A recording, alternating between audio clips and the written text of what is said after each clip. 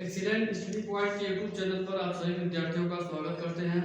तो आज यूट्यूब के पर मेरी पहली क्लास है और आज से आप लोगों को यूपी बोर्ड से संबंधित अति महत्वपूर्ण प्रश्न हल कराया जाएगा, जिसमें से आज क्वेश्चन नंबर 4 लिया गया है, जो कि बहुत ही इंपॉर्टेंट है। मतलब एक बार नहीं, बार बार परीक्षाओं में पूछा जाता है।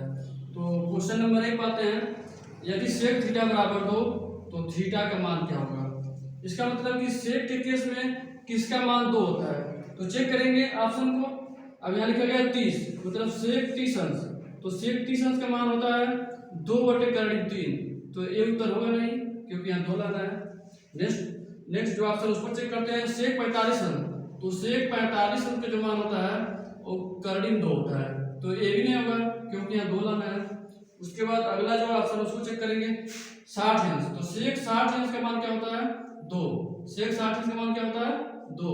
तो यही मेरा उत्तर हो जाएगा, सेक 60 अंश। जो आप बाकी ऑप्शन है उसको भी चेक करते हैं। अब 90 लिखा है, मतलब सेक 90 अंश का मान। तो सेक 90 अंश का जो मान होता है वो इनफाइनाइट। सेक 90 अंश का जो मान होता है वो इनफाइनाइट। तो मेरा उत्तर क्या हो गया, सेक 60 अंश। सेक 60 अंश का मान क्या होता है 2। क्वेश्चन नंबर 2, दी गई संख्याओं में अभाज्य संख्या क्या होगी। तो क्या पूछा है, अभाज्य संख्या है। तो अभाज्य संख्या क्या होती है उसको जानते हैं। तो अभाज्य संख्या ऐसी संख्या जो एक एवं स्वयं से कटे उसको अभाज्य संख्या कहते हैं। एक एवं स्वयं से, तो 2 क्या होती है, सबसे छोटी अभाज्य संख्या है। 2 क्या होती है, सबसे छोटी अभाज्य संख्या। एक क्वेश्चन यही हो गया, 2 सबसे छोटी अभाज्य संख्या होती है। अब जो ऑप्शन और है उसको चेक करते हैं। 0 सबसे छोटी पूर्ण संख्या होती है।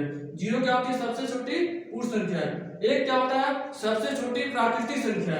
1 क्या होता है, सबसे छोटी प्राकृतिक संख्या। 8 क्या होता है, भाज्य संख्या। 8 क्या होता है, भाज्य संख्या।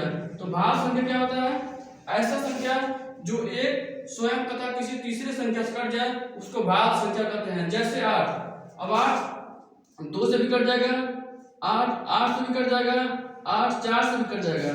तो 8 क्या हो जाएगा, भाज्य संख्या। तो सबसे छोटी भाज्य संख्या क्या होती है 2। तो उसका उत्तर क्या हो गया 2। क्वेश्चन नंबर 3, 2 समरूप त्रिभुजों के क्षेत्रफल 4 समबाहु 9 के अनुपात में है, त्रिभुज की भुजाओं में अनुपात क्या होगा। अब सबसे पहले क्या है, समरूप त्रिभुज। तो समरूप त्रिभुज क्या होता है इसको जानेंगे। ऐसा त्रिभुज जो देखने में जिसका रूप समान हो, ऐसा त्रिभुज जिसका रूप समान हो उसको समरूप त्रिभुज कहते हैं।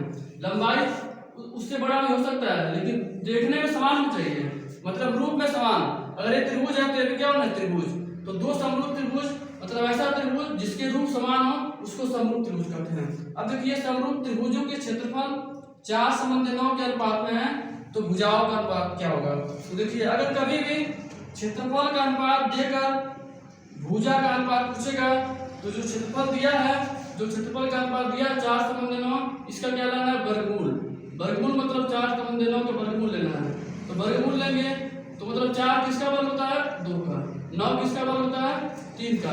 तो उत्तर क्या आ जाएगा, 2 समबाहु 3। अब इसी सवाल में एक सवाल और पूछता है, उसको देख लीजिए। कभी भी अगर भुजा का अनुपात देकर क्षेत्रफल का अनुपात पूछेगा तो उसका क्या करना होता है, वर्ग। जैसे अगर इसी सवाल में पूछ दिया कि 2 समरूप त्रिभुज की भुजाओं का अनुपात 2 समबाहु 3 है, तो इसका क्षेत्रफल का अनुपात क्या होगा, तो इसी का वर्ग करना है। 2 समबाहु 3 का वर्ग मतलब 2 का वर्ग 4 और 3 का वर्ग 9। तो इसका उत्तर क्या हो जाएगा, 4 समबाहु 9। तो इसी सवाल में देखिए 2 सवाल हो गया। अब क्वेश्चन नंबर 4, एक बारंबारता बंटन के लिए माध्यिका और बहुलक के बीच संबंध।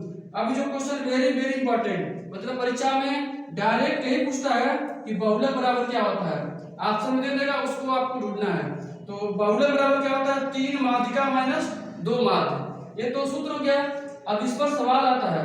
सवाल कैसे आता है, माध्यिका और माध्य देकर बहुलक पूछेगा, फिर उसके बाद माध्यिका या बहुलक देकर माध्य पूछेगा। तो देखिए, आज 4 प्रश्न कराया गया है।